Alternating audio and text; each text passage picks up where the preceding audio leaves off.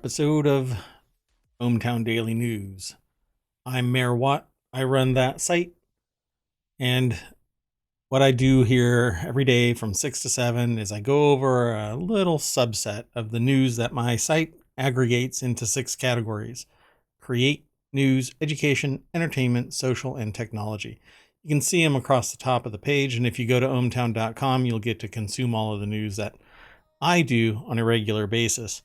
My aggregator reaches out to about 200 sources and grabs headlines and a small snippet, and then I go over the news briefly. I don't go into great detail about the articles themselves, but the topics and how they're interconnected sometimes. And I focus on the idea of 3 main things being merged together, and that's business, technology, and society. I might wander off the path, but it largely is about an hour long of somewhat interesting news. You may not think all of it is. Some of it might bother you. Some of it might pique your curiosity, and you'll wander off and actually go and read the articles. But I'm really here just to interact and talk and answer questions and give some context to the news. But really kind of hopefully be a little entertaining at the same time too. So ohmTown on Twitch is hopefully going to grow over the coming weeks and months and maybe years. It's really up to the audience to say that they enjoy this or not. But I actually have 50 shows planned, and all of that news that I was talking about gets funneled into these 6 main categories, and then within them, actual channels that I hope to bring to Twitch. After the Twitch show, it gets put over onto YouTube and as a podcast as ohmTown on Apple iTunes. And then from there, you can actually just go over to ohmTown.com and read it there, or listen to it there, and consume all the news there. So go over to ohmTown.com either now or when I'm done with the stream, and sign up. Become a citizen of ohmTown. There's a whole bunch of changes that are coming to ohmTown, but I won't get into those, but I will tease you about them. So that said, let's get into the news today. The very first article is in the Mobile channel. Groundbreaking earthquake discovery risk models overlook an important element. I was kind of curious about what this important element was. And if you click that link, you'll get pulled over to ohmTown, and you'll be able to read more of it there. This is all that my aggregator grabs. And it says here, earthquakes themselves affect the movement of Earth's tectonic plates, which in turn could impact on future earthquakes. According to new research from the University of Copenhagen, this new knowledge should be incorporated in computer models used to gauge earthquake risk, according to the researchers behind the study. So I have read something about this previously, and they're not talking about the tectonic plates themselves, but they're talking about earthquakes caused by the tectonic shifts are actually impacting the earthquakes themselves. And I always thought that this was the case, but apparently there's some change to this model or the concepts therein. And it says, like a gigantic jigsaw puzzle, Earth's tectonic plates divide the surface of our planet into larger and smaller pieces, and these pieces are in constant motion due to the fluid-like part of the Earth's mantle upon which they slowly sail. These movements regularly trigger earthquakes, some of which can devastate cities and cost thousands of lives. So if you're new to the channel and you've never been here or heard about it, or whatever the case may be, I don't read the entire article. I encourage you to click the link and then go over there and read the article and come back and chat with me about it. But I scan it. I don't read the entire article beforehand either. I'm not coming to the show and already know all of this stuff. Your reaction to hearing it, your reaction to reading it as I'm displaying a small portion of it is the same. I'm reading it for the first time as well. So it says, in the new study published in Geophysical Journal International, researchers from the geology section at the University of Copenhagen's Department of Geosciences and Natural Resource Management demonstrate that the behavior of tectonic plates can change following an earthquake. So basically the plates themselves are impacting the way that the plates actually function. And like I said at the beginning of this article, I've always thought that, mainly because I've always thought that the edges of a tectonic plate are somewhat like sheets of glass that are kind of crashing into each other. And when they either abduct or subduct, so they go under each other or smash into each other, or over each other, right? Like that. Or they smash into each other, go underneath, or they go smash into each other and go up, forming a mountain. The idea here is that there are fractures that are created, and then future earthquakes are actually impacted by those fractures. Apparently, this wasn't included in models. But when I was a kid, I was doing this kind of research papers and stuff like that when I was much younger. So I've always thought that it was included in models, but apparently a more advanced understanding of this has never been included in the models. But if you're interested in that, then click the link and you'll be able to go and check out more about that. And so I spend about an hour going through these articles, about 20 of them, myriad topic. Really no rhyme or reason to it other than I think the article might be interesting to discuss. And if you have questions, feel free to throw something in chat and I'm happy to discuss it in further detail. But it's really about awareness and kind of piquing your curiosity. So this next article is over in the Four Wheel Tech channel, which will talk about technology in cars.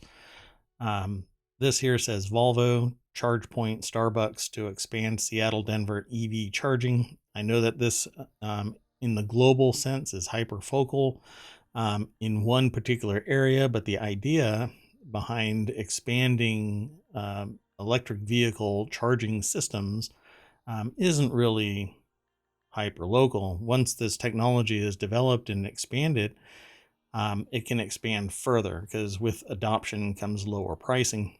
And if everything is being adopted and standardized, then other people around the United States can benefit from EV charging in a more expanded manner, and it can be taken to other countries around the world wherever they have electric vehicles, simply because the model works, right? So as it works, as the benefits, so do the savings go in terms of how much the price is to adopt it. Right now, it's really kind of compared to gas. It takes me, 5 minutes to fill up my car, whereas it takes 30 minutes to 2 hours to charge an electric vehicle, unless it's a hybrid, and then, well, it kind of takes care of itself. This article says driving an electric vehicle between Seattle and Denver should be a bit easier by the end of this year. Coffee chain Starbucks is partnering with Volvo and ChargePoint to install new DC fast chargers along a 1,350-mile route. Well, sounds good to me. Greater adoption means that it'll be used more, and therefore the benefits will expand. So the article is over at Ars Technica, and it's written by Jonathan M. Gitlin. And just for the record, I usually state the name of the site and who the author is. In this particular, in the last link, I had said University of Copenhagen a couple of times, and I just overlooked the site. So the earthquake risk model article was actually at phys.org. But let's continue on with the Ars Technical article. The Ars Technical article again says Volvo, ChargePoint, Starbucks to expand Seattle-Denver EV charging. But it says the pilot program will install DC fast chargers every 100 miles on the route. And this is just awesome. I hope that there's more of them. Right here, it only displays one in front of a Starbucks. But there are more and more EV cars that are out on the roads. And I've actually seen several places where the charging stations are filled up for EV cars and there's a line formed. And that's one of the reasons why I haven't switched to an EV car. And being the technophile that I am, I really want to switch to an electric car. I want to get away from fossil fuels. That said, I can't do it if it takes 30 minutes to 2 hours to charge my vehicle. Plus, there are other considerations, but we can go into detail if you are interested in that. Just let me know. Happy to talk about it. If you are interested in this kind of stuff, then go over to the arstechnica.com site and you can read more about it. Again, I understand that some people just don't find that valuable because of the location. The next article, the next article is in the Warcrafters channel. It's about gaming, first-person shooters, real-time sim and RPG games. But not table games. I've got another channel that I want to do for that. In this, it says Intel's building a new 17 billion euro cutting edge chip making fab in Germany.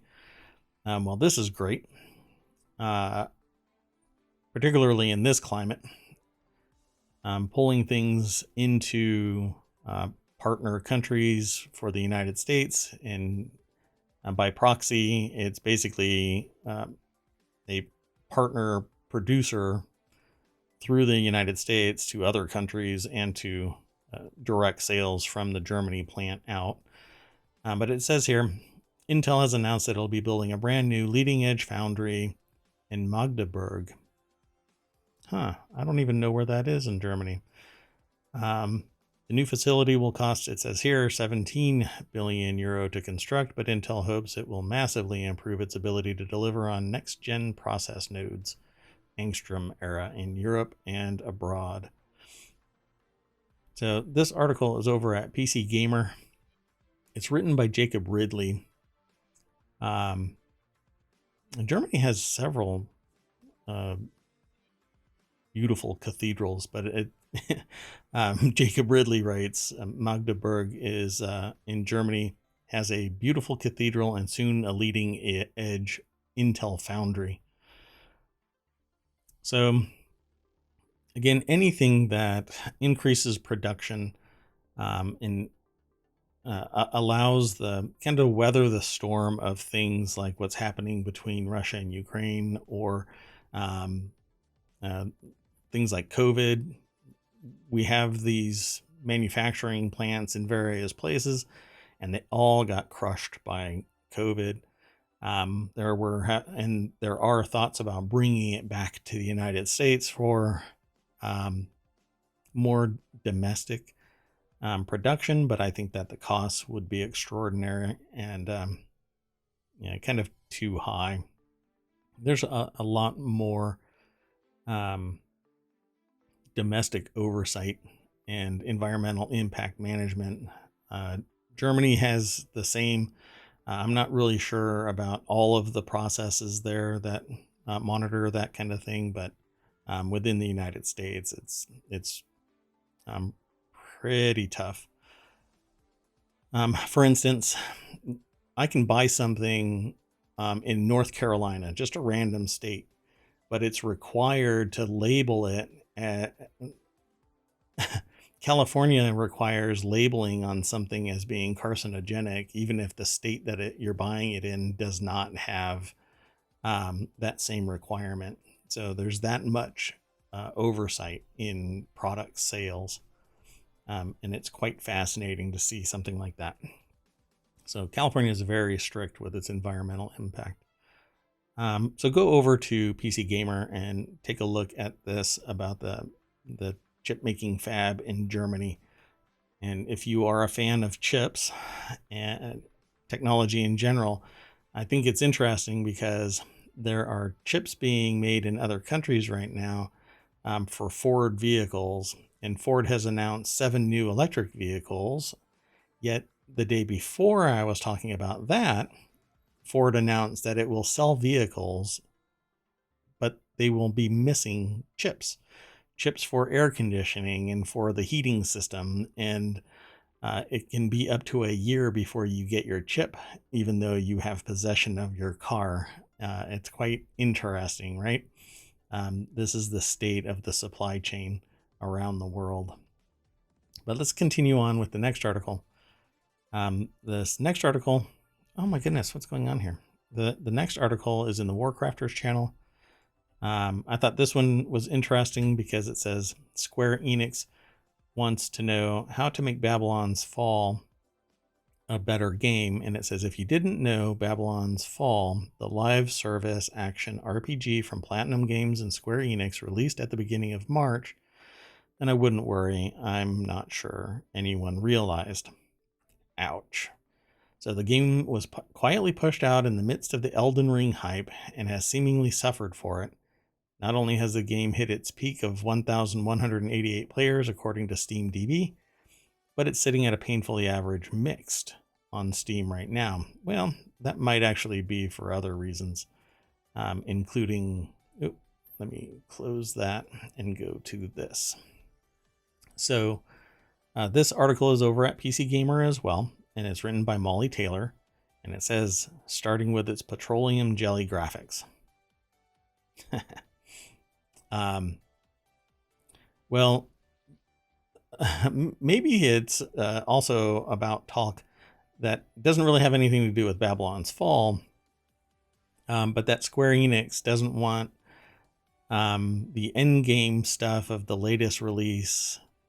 I think it's what is it called? Stranger.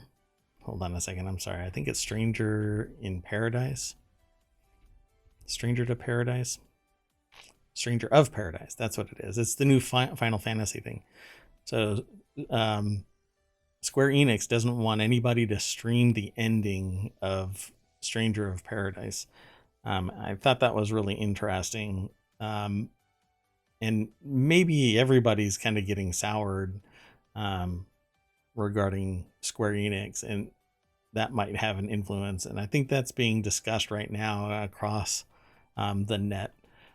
But if you are interested in Babylon's Fall, you obviously are able to go and tell Square Enix how to make it better. I think not having an overwhelming number of superior games on the market when you announce it is going to lead to a better, more engaged community. But you're now fighting with so many games that are out on the market, like Elden Ring, and many others, that it's going to be hard to make this game. There's nothing redeeming, really. There's nothing amazing about it. There's nothing unique, really, about it, at least in the general public's eyes, particularly not hardcore gamers.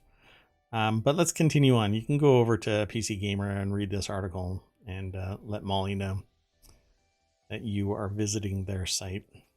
The next article is in The Word in Tech. And in that, when it does launch, it will be a channel where a bunch of news basically will center around a particular theme, and that will be the word. This here, it says ARM to cut hundreds of jobs after Nvidia deal falls through. I was kind of shocked that this fell through. And it says ARM is preparing to cut hundreds of employees from its global workforce after being forced to abandon its $40 billion sale to Nvidia last month. It's a Telegraph report, but it's over at The Verge. So let's just go over to The Verge. This article is written by John Porter. As much as 15% of its workforce could be affected. So this being a reduction in force, or RIF, means that they're kind of cost cutting so that they have a longer runway. At some point, they're going to either restructure so that they can save money, or they will be bought by somebody else, but at a discount, because this particular sale falling through means that there's, I guess, no faith. And I really am shocked. Apple doesn't really need ARM anymore. It's got a license of the core of ARM. And if anybody is going to end up buying ARM, it might be Apple. Although antitrust might kick in here. It says news comes a little over a month after parent company SoftBank said it was abandoning ARM's sale to Nvidia in the face of significant regulatory challenges. And that's pretty much this antitrust concern. So I'm not sure if there's anything else in here about that. Yeah. So sorry for the fast scroll. I don't try to do it, but sometimes I have to. So if you want to read more about this, go over to the Verge article or click the link that's in chat. The next article is airline ticket sales exceed a 2019 milestone for the first time. So as you know, everybody was impacted by COVID. Things shut down. It says February bookings for U.S. travel beat those preceding the pandemic, and a survey found. Summer looks promising for the industry if fuel costs cooperate, and they will not. The cost of fuel is skyrocketing, and I'm pretty sure that the tickets will be going up as soon as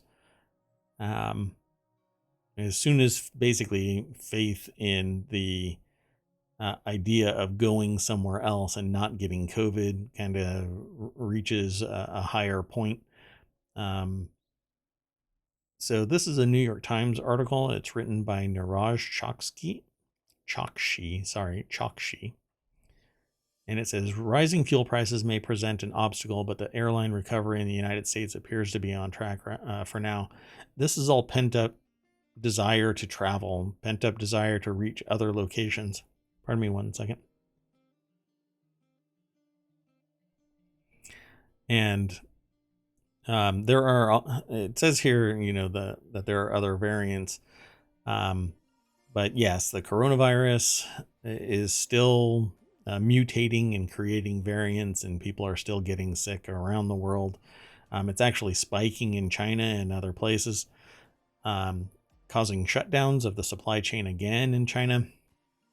Even though, like I've said in other episodes, we have been told that it's under control, and then it's not under control, and then it's under control, but the supply chain has been supposedly crushed, even though many things are automated. And I understand where there are certain bottlenecks, but the supply chain at this stage really shouldn't be getting impacted the way that it is, to the tune of it taking months to get computers built, chips not even existing at this point for everybody to put in a car that's already been sold. It's just kind of a wild day. In the last 2 years of dealing with this, apparently really has only taught some people lessons. We're seeing things open up in terms, this is a quote from the article, we're seeing things open up in terms of people's thinking about travel, said Vivek Pandya, who led the analysis. The question now becomes, how much can that momentum continue to push forward? So I think it's kind of like many other wants, not needs. As soon as it hits a certain level of consumption, it will just kind of bottom out, and people will no longer be needing to do this. And in this new age, we've found solutions to having to travel to get work done. So I think that will eventually decline. Then again, maybe there will be some stimulus everywhere that encourages people to travel. In times of trouble, people innovate. So let's go on to the next article. This next one is over in the Smack Talk channel, which is about Apple products in relation to competition. And it focuses entirely on Apple. That's the Mac in Smack Talk. Future Apple keyboard could have one key that can pop out and be used as a mouse. I loved this idea as a theory. I don't know about its implementation. Apple is researching how one key on a MacBook Pro keyboard can be taken out and used as a precision mouse. A removable key that doubles as a mouse is not intended to replace the trackpad.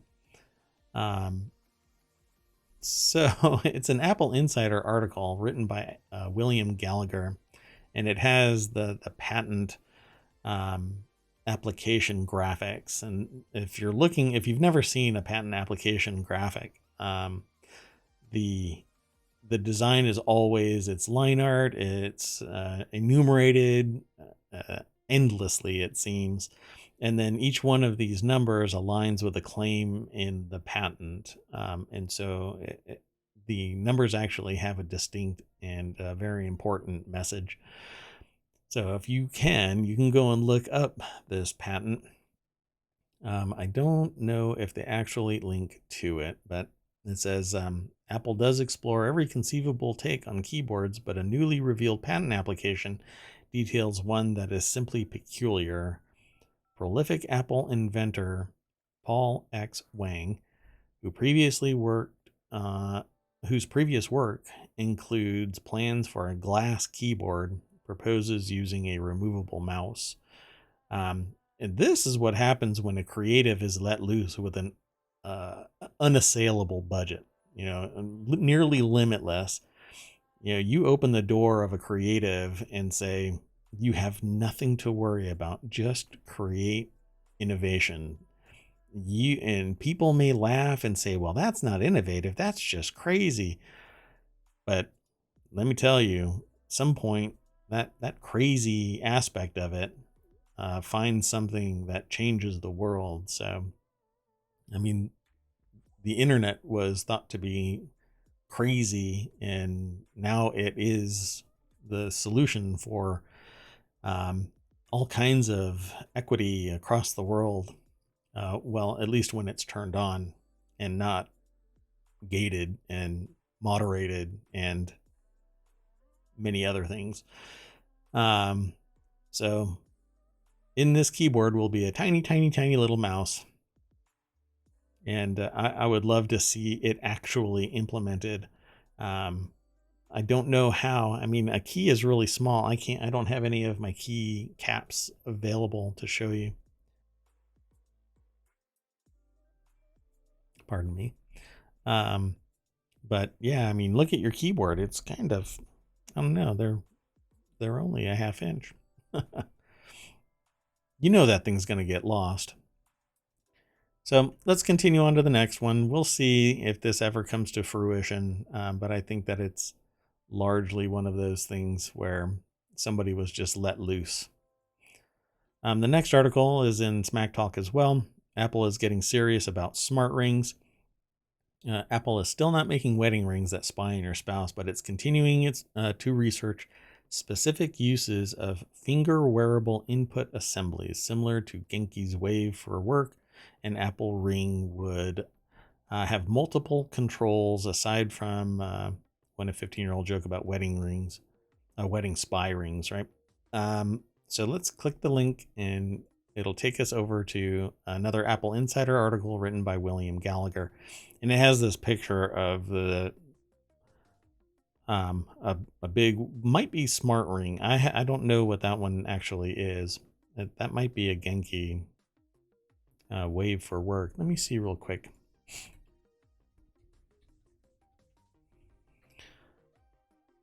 Yeah, I think it is. Oh no, it's not. I'm not sure what that is. Oh yeah, it is. Okay, I had a weird perspective. So yeah, that's a Genki Wave for work, and they have this kind of wonky phrase here, similar to Genki's Wave for work and Apple Ring would period have multiple controls. I'm just reading it verbatim from the article. But I don't go through the entire thing. I just want to tease you into going over to it. Aside from when a 15-year-old joke about wedding spy rings did the rounds recently, there has been little about Apple working on smart rings. Yeah, I think Apple is more interested. Apple does all kinds of research. The watch, for instance, keeps on expanding functionality. I think that they're more focused now on optimizing their product listing over to the M1 and its variants until you get the M2 and uh, AR, VR, right? So augmented reality or virtual reality headset. Like I would love to have on me right now an Apple style augmented reality eyewear, so that I could actually see everything that's going on, but I could actually throw material onto my field of view. And again, as long as it's wireless, I've said this in other episodes. But there's all kinds of technology out there right now that does like the heart rate tracking, like Fitbit. There's a ring called Aura, which I've actually been looking at, and other smart rings. The only real problem is that they're always limited in functionality, whereas the Apple Watch has just an extreme amount of functionality.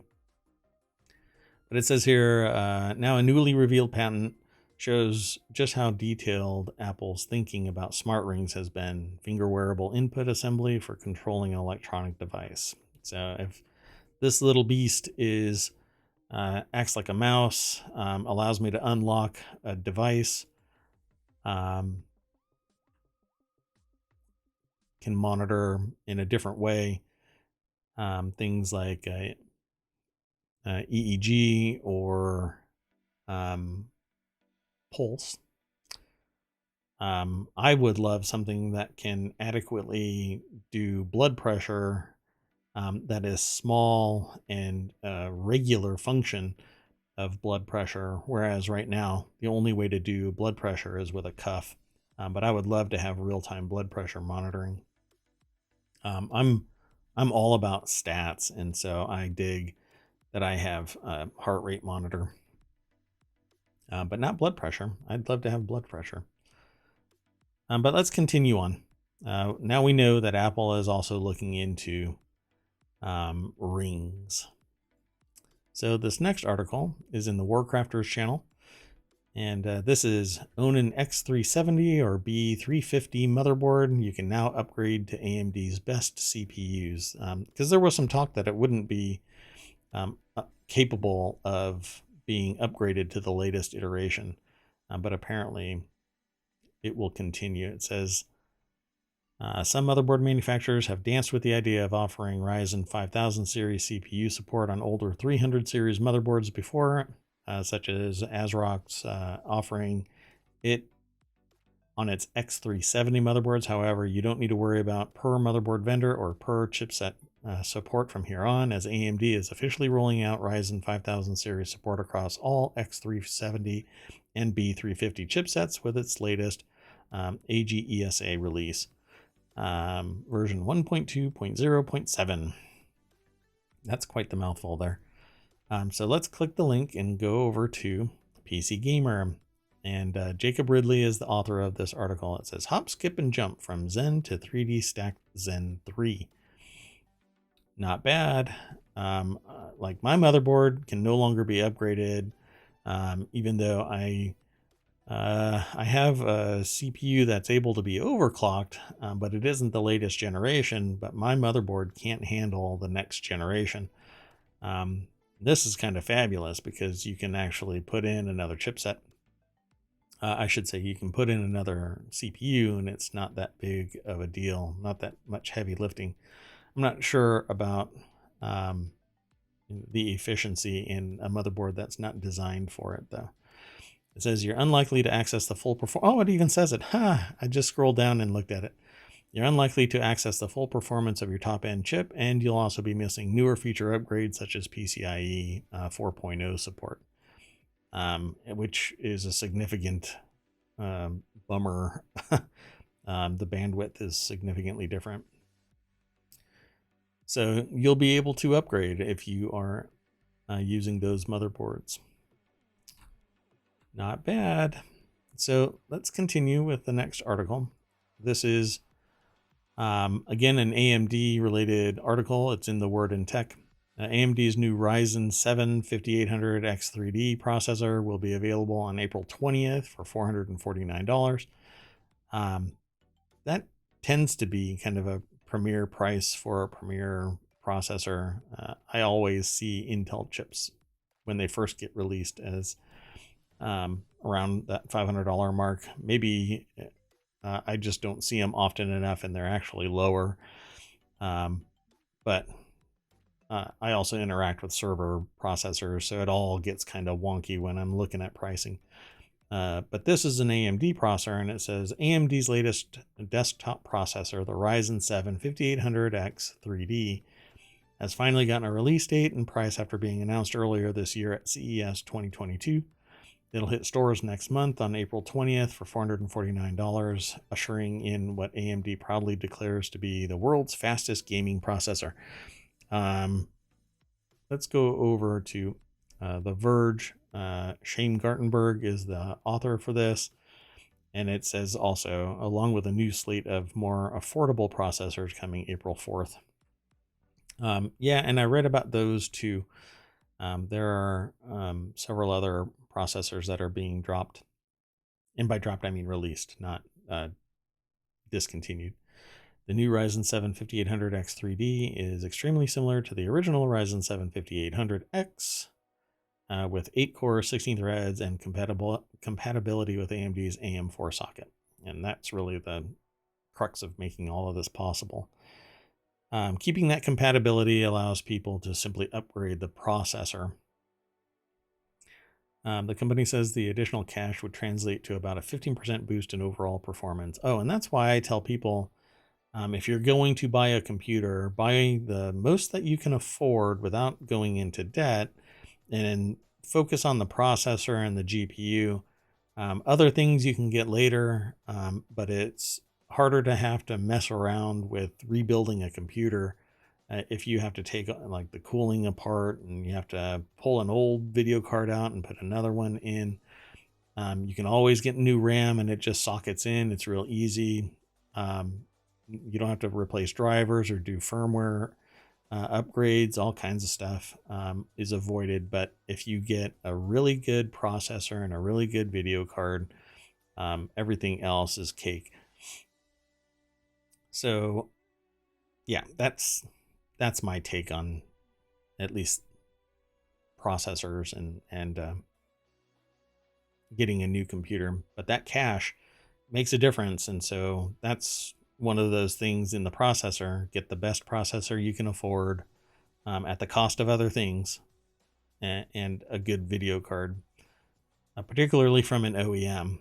So like I buy everything from iBuyPower, and if you can get it from an OEM, then it's integrated into the price, right? Whereas if you have to buy it aftermarket, it's going to cost a mint. So this next article is in the Mobile channel, and it says he's American, he's overseas, he oversees Papa John's in Russia, and he's staying. Christopher Wynn's company controls the franchise agreements for 190 Papa John's locations in the country. At the end of the day, they appreciate a good pizza, is what he said. Yeah, he understands that it'll be nationalized and he'll lose all of the assets if he bows out. So he says Christopher Wynn in 2017. He moved to Russia in the early 2000s and got involved with Papa John's there in 2007. Yep. Well, there are a lot of companies that are bowing out of Russia due to the sanctions. This basically is going to end up going viral, and nobody even domestically is going to start is going to be buying from Papa John's. We'll see. We'll see. But when Putin said that he was going to nationalize anybody that exited Russia because of the sanctions, you know, if the way to keep all your franchises still functional is to bend the knee, so to speak, I guess that's what's going to happen. So he says, however, the 190 Papa John's restaurants in the country are still open and selling pizzas, and they have no plans to stop. Yeah, I don't think that this should have been announced, because it's not going to bring, maybe domestically, I mean, within Russia, it's going to be okay, but I don't think domestically.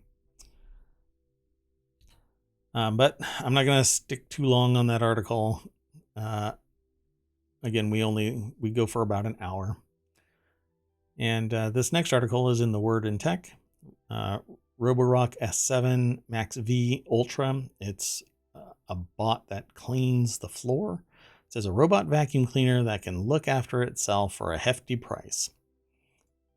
I've always thought that these are really interesting. This is an article over at The Verge. It's written by Jennifer Pattison Toohey. A robot vacuum cleaner that can look after itself for a hefty price. It's a $1,400 robot that cleans and mops floors, apparently. I don't recall. Usually I see one or the other. Like, it has the ability to do kind of mopping, but not like mop. Not like you would grab an entirely drenched mop and just wipe the floor. It has the ability to spritz the floor and kind of clean up. But apparently this does both. I wonder how it gets away with that, because it's high humidity under that thing if it's spraying water on the floor. It seems like it would just grab gunk at some point. But it says it's a $400 Max V Ultra. It stands out from the competition with 4 main reasons. Let's see, what are they? It says alongside being a stellar vacuum robot, that's subjective. It can mop very well, thanks to a sonic action that scrubs the floor. All right, give you the benefit of the doubt. It's also good at avoiding random junk on the floor. And that right there, it says yes, including dog poop. Oh man, the artificial intelligence that identified that is probably one of the elements that's going to be added to a Terminator in the coming decades. And it'll lift its mop pad up when it goes over carpet or rug so your Afghan won't get wet. All right. And then it empties its own bin and it can refill its own water tank. That's interesting. Well, they go into greater detail over at the site.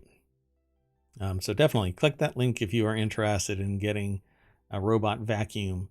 I dig these things, but I worry about something happening and it just scrolling right on through and not giving one damn about the trail it leaves behind. Even though it's a cleaner, there's a limit to what can be cleaned. At least by a robot. Did I click the link? Interesting. Okay, so this next article references what I was talking about earlier. China's COVID lockdown set to further disrupt global supply chains. If you don't know, China again did some lockdowns, Shenzhen in particular, and it says the surge in Omicron variant. I can't remember the name of this new variant all of a sudden. It has prompted Chinese authorities to lock down residents, close factories, and stop traffic, snarling already frayed supply chains. And this isn't hyperbole. They actually shut down sectors of cities like this right here. If you look at the picture, they actually close gates around gated communities. They seal people in their houses. They don't mess around with this. And you largely have nothing to say about it, at least as the regular Joe. But it says quarantine workers outside a neighborhood under lockdown due to COVID-19 cases in Shanghai on Monday. Yeah. And so this is continuing. There's been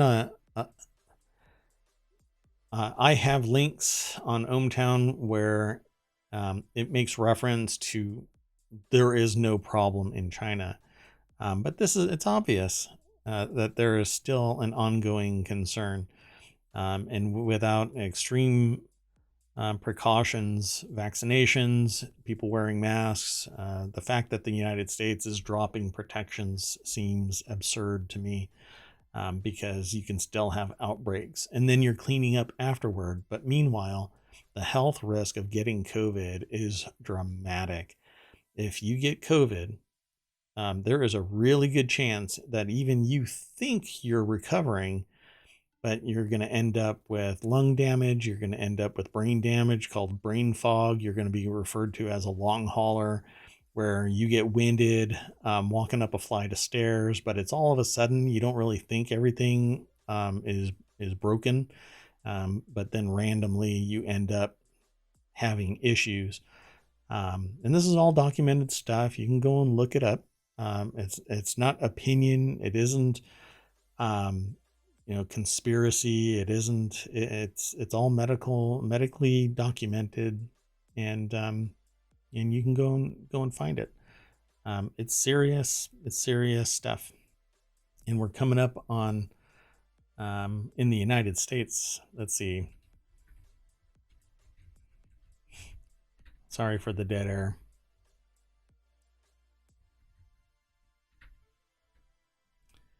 So let's see here.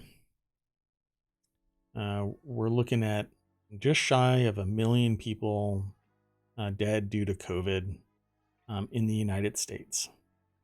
So 964,000 and change. So state-wise, it's somewhere around, let's see.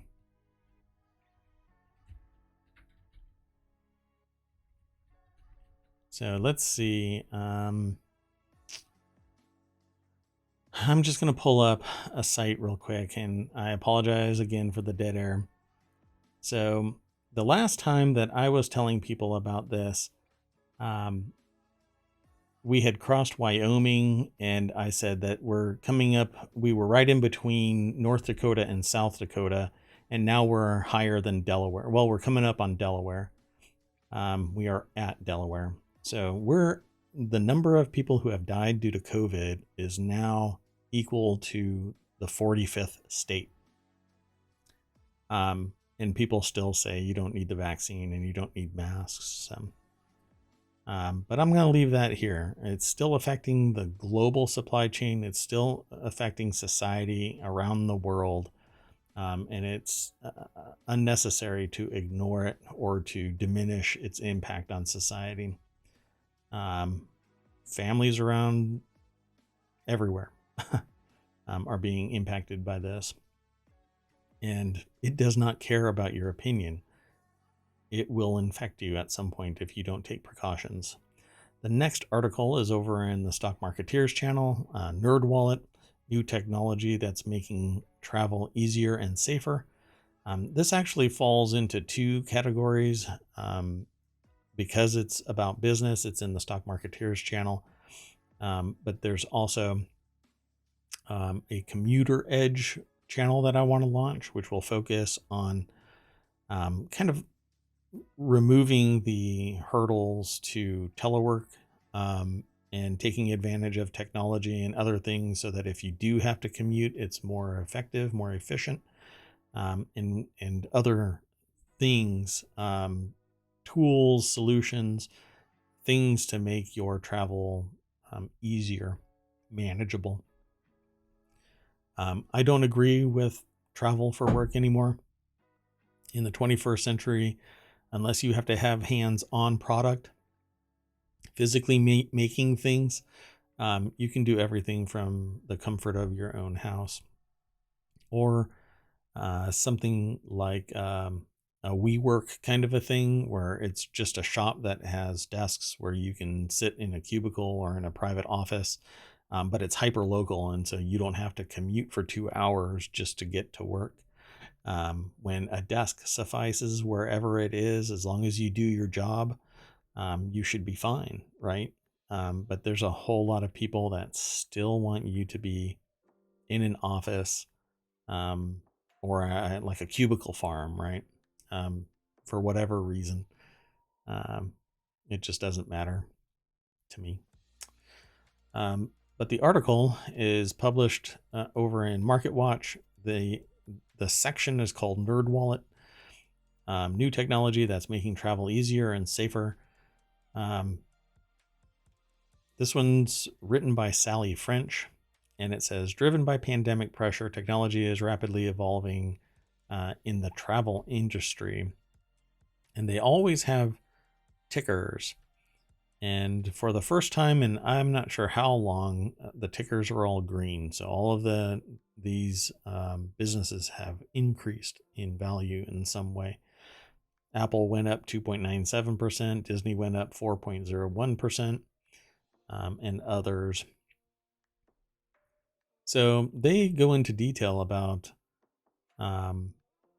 solutions like apps for booking hotels. This is basically what Commuter Edge would talk about, but they're talking about it right now.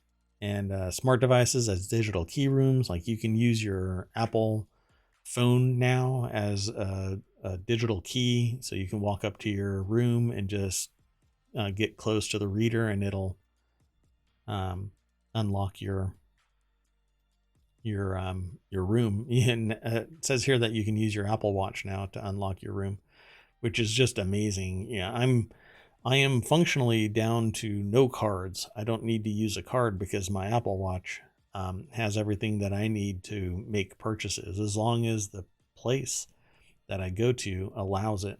Like I can't go to Lowe's and use my Apple Watch, or no, it's Home Depot. Home Depot doesn't take my Apple Watch, but Lowe's does. So the rise of virtual queues, screening at a private biometric screening company that lets paying members bypass certain security lines. I think that's great, as long as the biometric tool can't be faked. I've actually seen stuff be faked. Delivery apps to replace room service, sometimes outrageously expensive. So be careful of what you are buying into. I did an order once where the delivery service fee was 3 times what I was ordering. I thought it was a glitch, but apparently it wasn't. And I won't name names because it might be different now.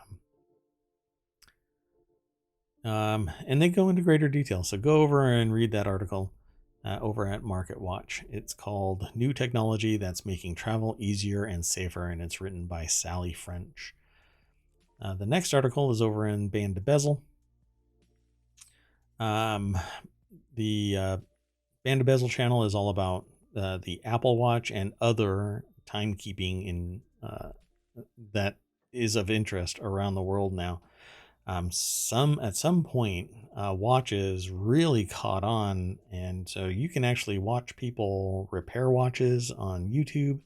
I haven't seen anybody on Twitch do it, so if you're interested in doing it in real time, then do it on Twitch. You'll get a following.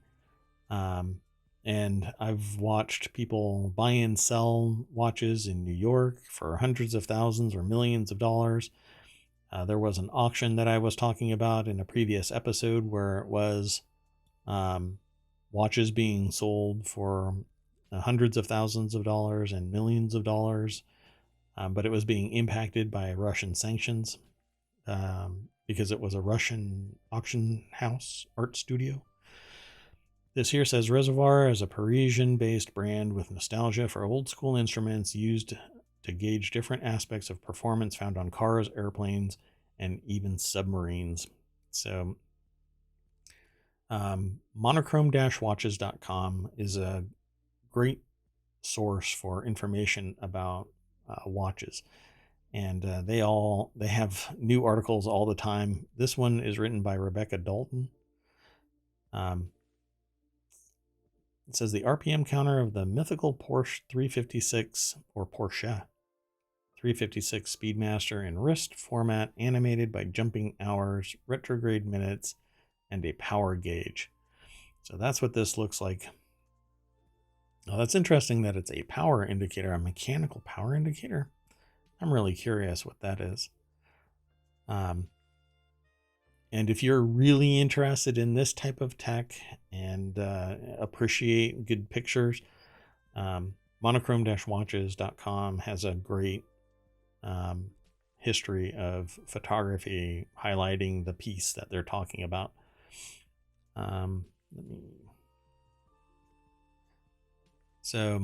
Unfortunately for you, if you're just listening to the podcast, you're not getting any of the photos, but it is it's reminiscent of an analog gauge showing what could be like a speedometer. Let me see if it's, it's hard to describe it any other way than it looks like a speedometer, but it goes from 0 to 60. And it has a calendar window, which a lot of people aren't really appreciative of. They don't really like that. I, too, am not really a big fan of it. But the really interesting thing is this power indicator, which basically looks like a sweep at the very bottom arc of the watch if it's being held on your left hand, left wrist. And it has basically an indicator that ends in red and a needle that apparently sweeps from right to left if you're looking at the watch. But I'm going to scroll down because I want to see the back, and they typically have a back photograph of it. And yep, they do. So let me see, what is that?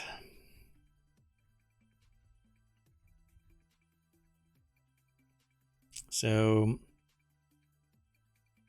yeah, so that's this watch is 4,463 US dollars, or Swiss francs.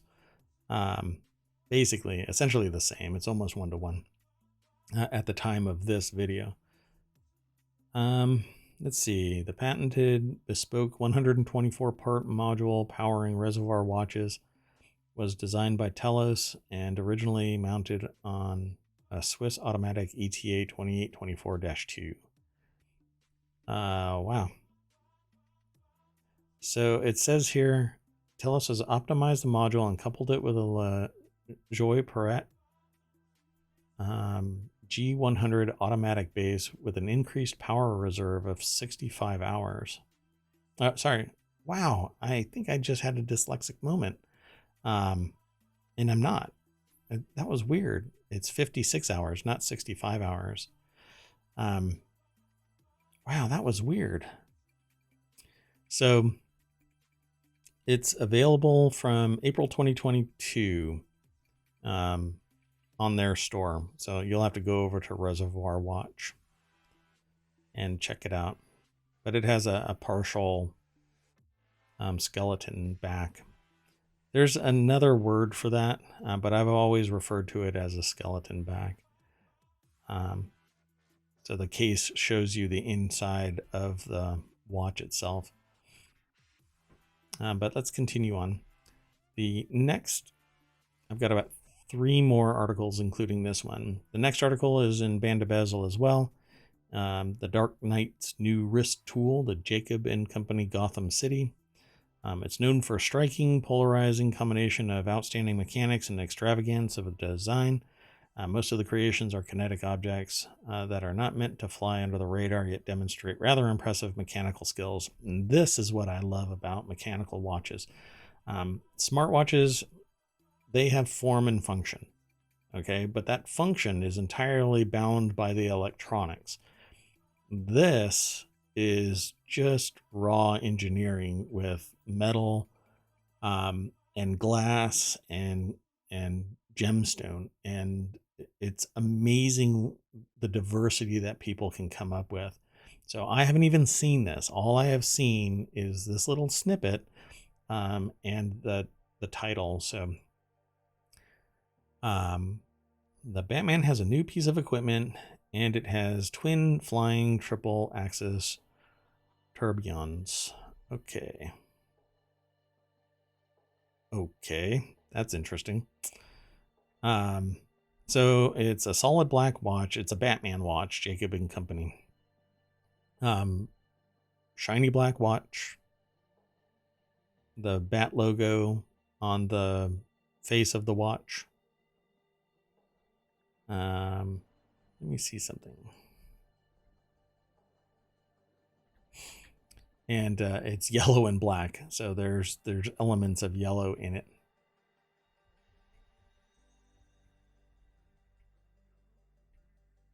Okay, 1 second.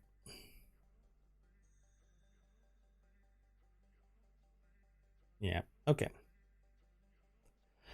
So,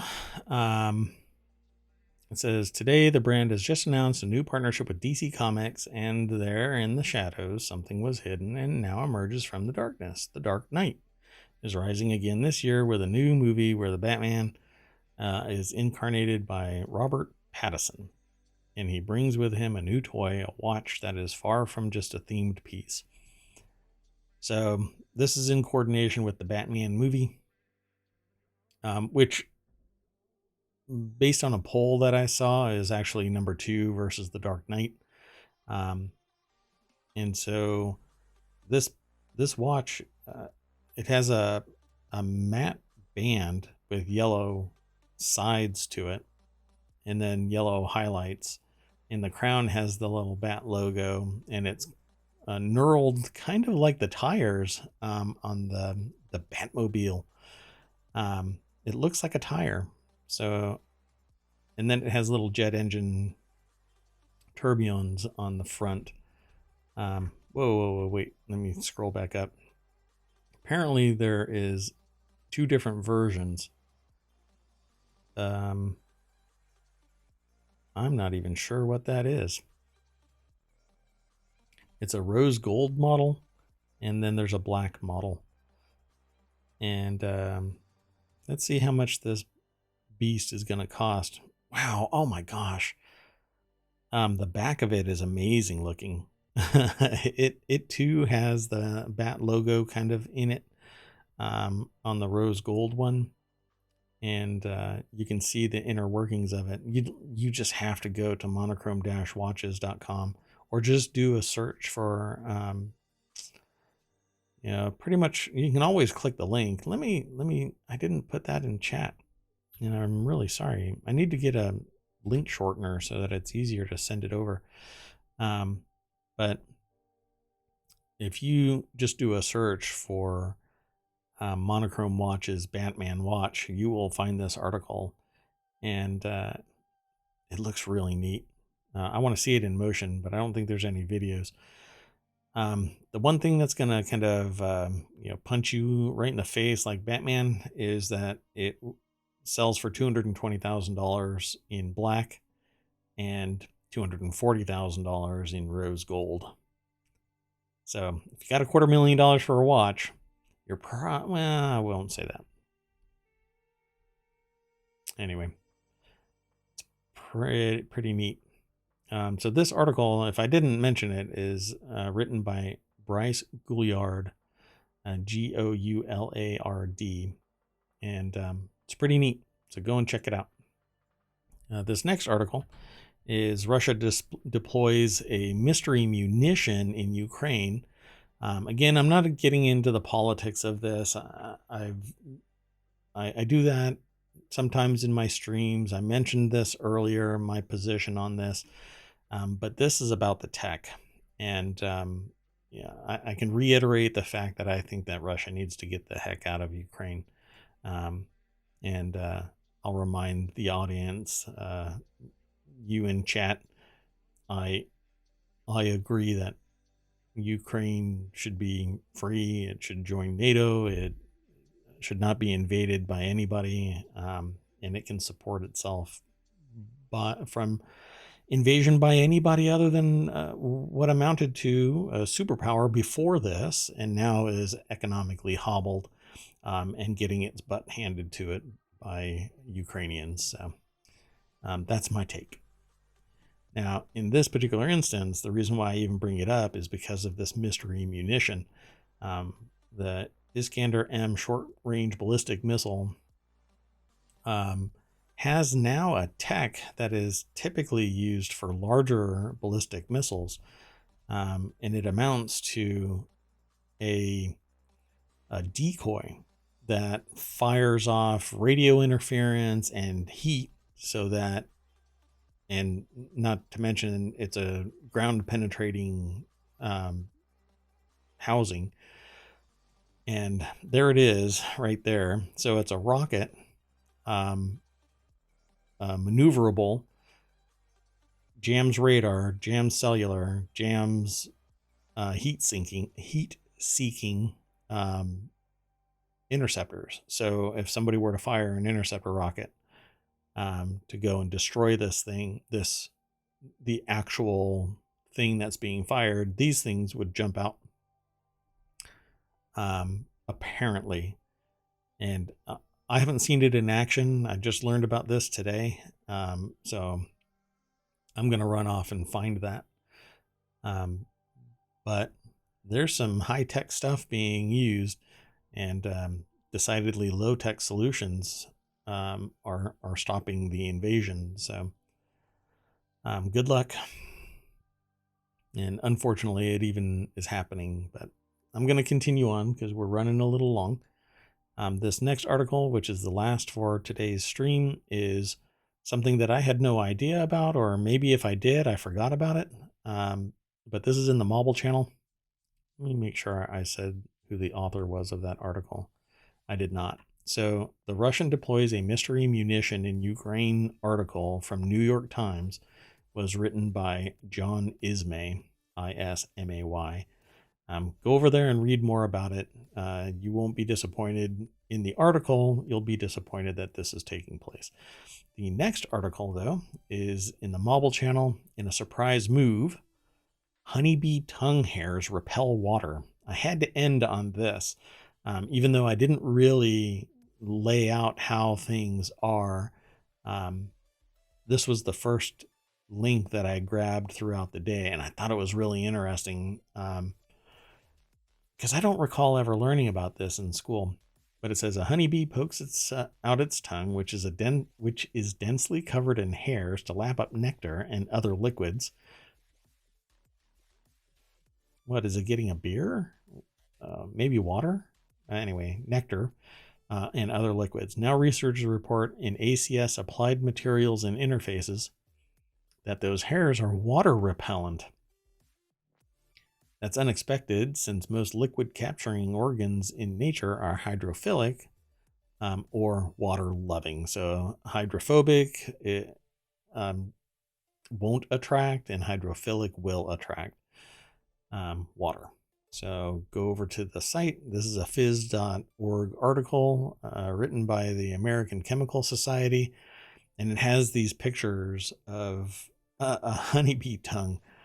And then it's zoomed in and then zoomed in again, and it shows how these hydrophobic hairs on the tongue function. And it's like capillary action. I would think that as long as you have these two strands, if they're hydrophobic, the capillary action will still work. That's what I surmise from my knowledge of this, because I haven't read the article.